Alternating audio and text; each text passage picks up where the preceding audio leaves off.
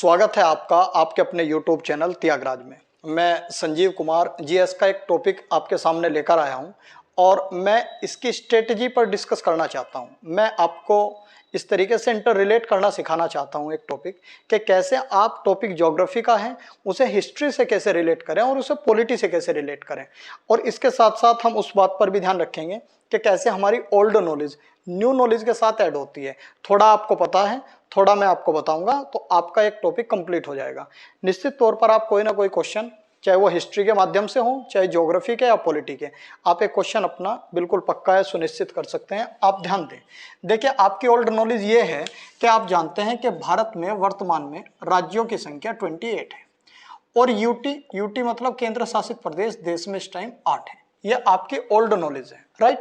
अब ये old knowledge में मैं आपको इन यूटी के बारे में थोड़ा सा डिस्कस कर रहा हूं, आप इसे समझें। देखो, ये मैंने इंडिया का एक मैप आपको इस तरीके से बनाकर इसलिए दिखाया है ताकि आप इसके 8 केंद्र शासित प्रदेशों के बारे में जान सकें। देखिए, सबसे पहले मैं बात करता हूं जम्मू एंड कश्मीर की। ये मेरा नॉर्थ इंडिया में एक यूटी है। इसके बाद ये जो शेष पार्ट बचा हुआ है इसका नाम है लद्दाख।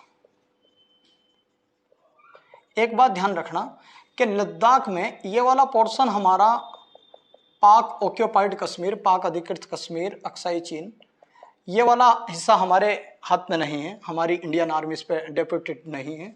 लेकिन जम्मू कश्मीर भी हमारा एक यूटी है 8 में से और लद्दाख भी हमारा एक यूटी है 8 में से। इसके बाद फिर चंडीगढ़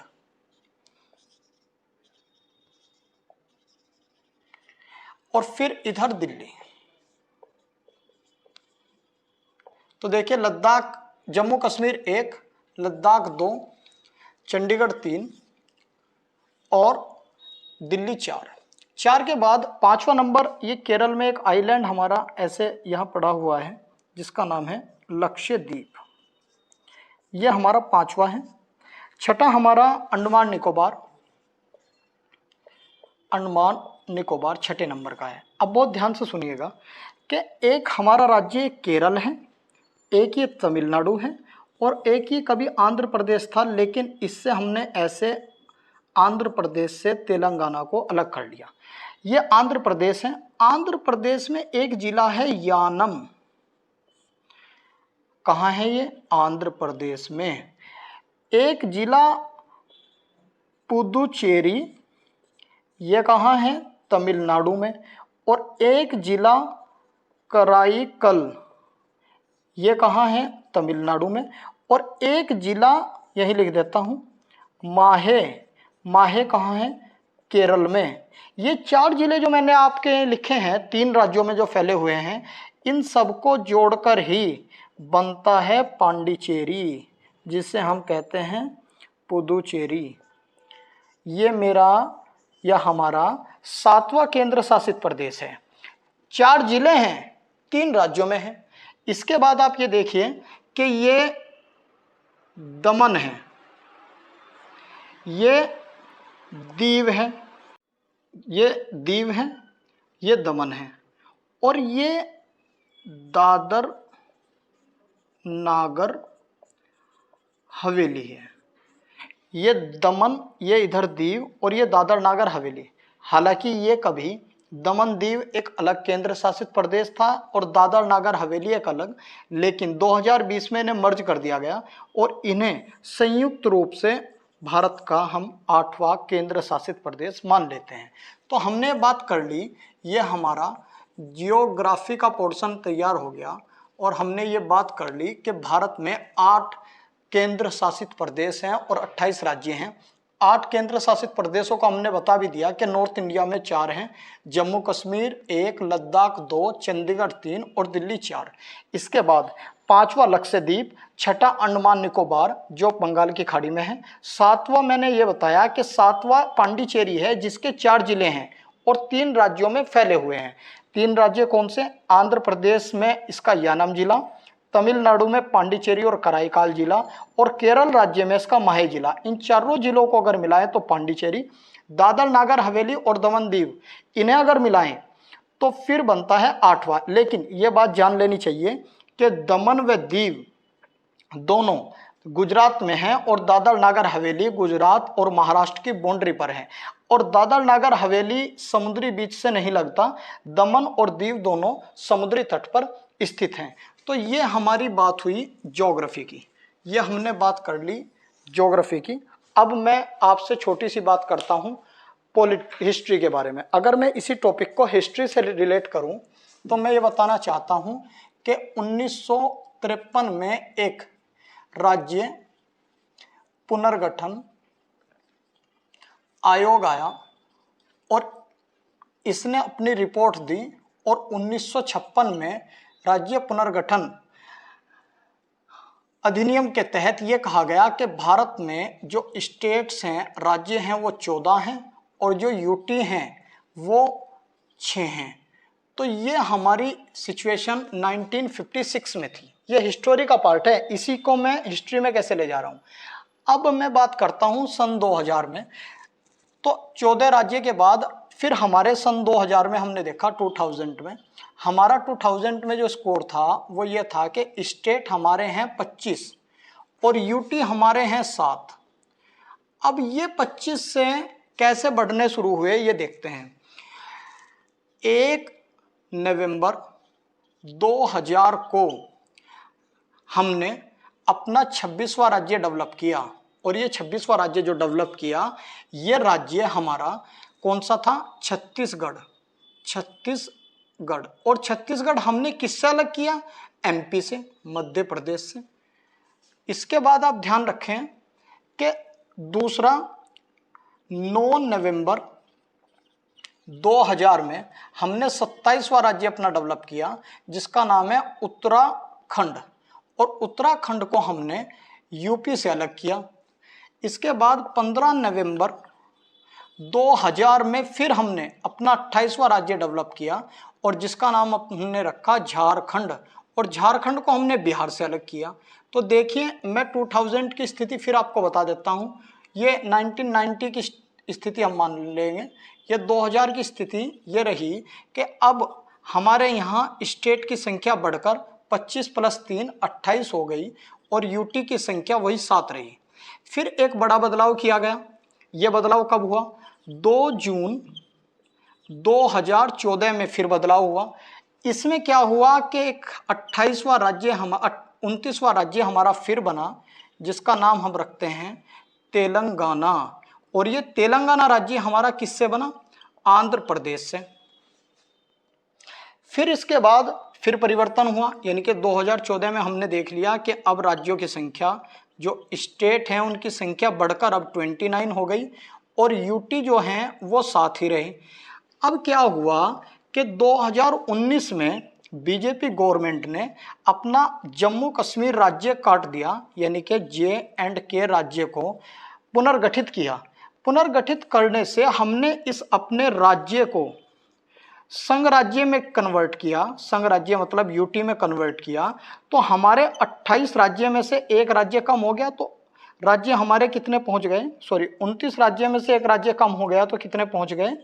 28 राज्य। एक बढ़ा था 2014 में, लेकिन 19 में एक कम हो गया, वो 29 से 28 रह गए। लेकिन संघ राज्य 2 बढ़ गए क्योंकि हमने जम्मू कश्मीर को ऐसे डिवाइड किया। यहाँ ध्यान दें, ये ज्योग्राफी है, ये जम्मू कश्मीर और ये लद्दाख। तो हमारे केंद्र शासित प्रदेशों की संख्या 2019 में बढ़ी।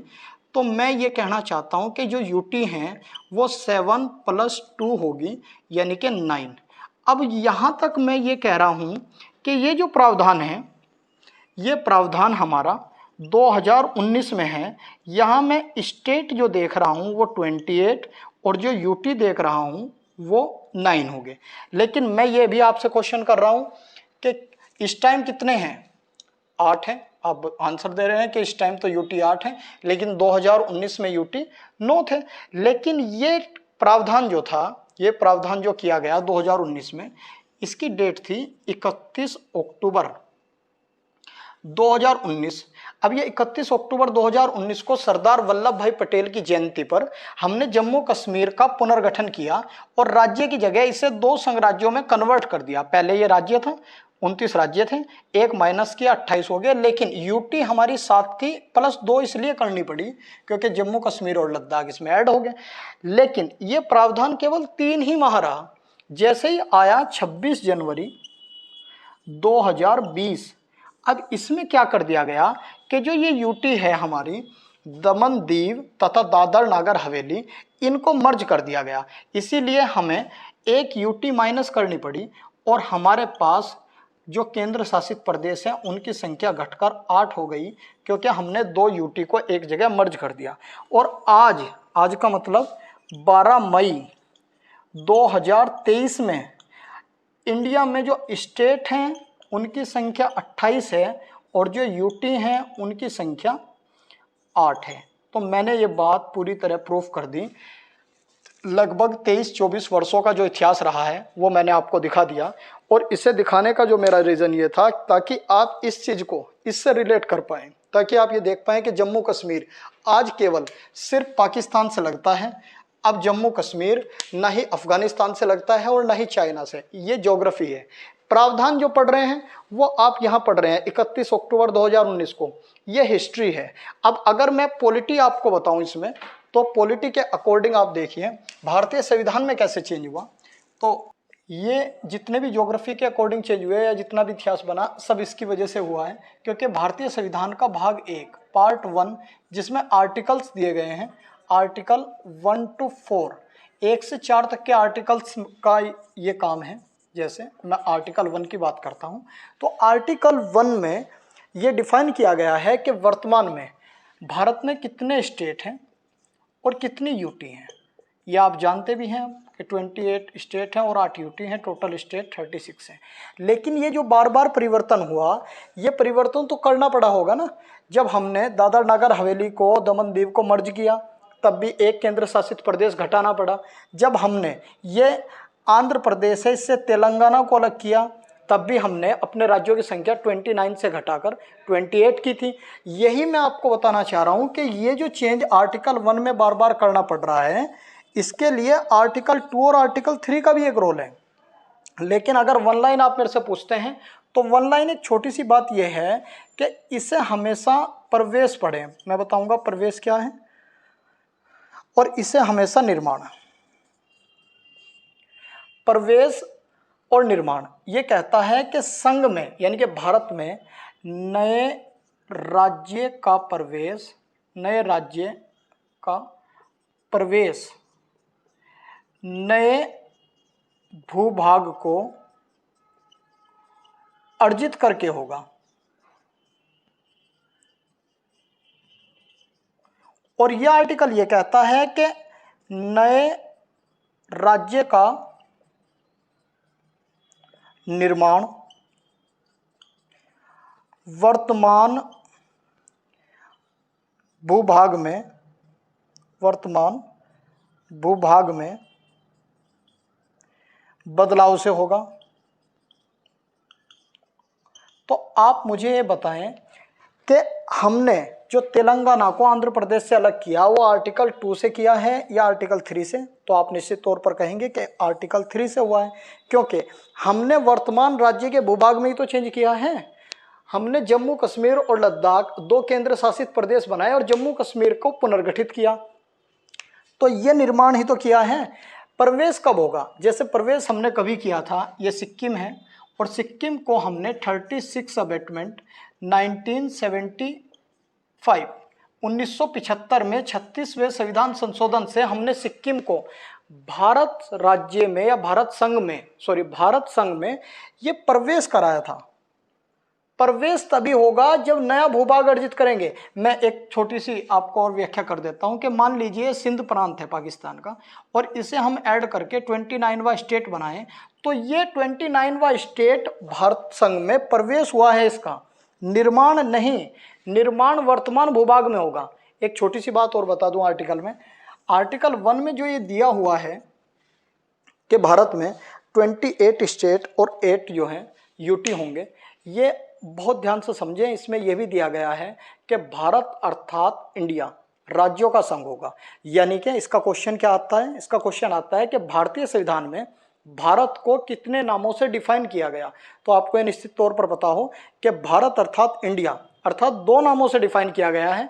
भारतीय संविधान में कहीं भी हिंदुस्तान या आर्यवर्त शब्द सम्मिलित नहीं किया। ये जिंदगी भर आप याद रखें कि आर्टिकल 1 ये भी कहता है कि भारत अर्थात इंडिया राज्यों का संघ होगा। और वो कौन से राज्य होंगे? वो ये बताता है कि 28 राज्य और 8 केंद्र शासित प्रदेश।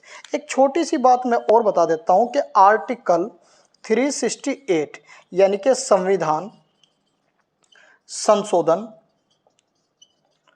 प्रक्रिया, जिसे हमने साउथ अफ्रीका से लिया है, ये कहता है कि भाग 1 में जितने भी परिवर्तन हुए ये इस प्रक्रिया से नहीं हुए। ये बहुत ज़्यादा पूछता है, ये बहुत ज़्यादा पूछता है।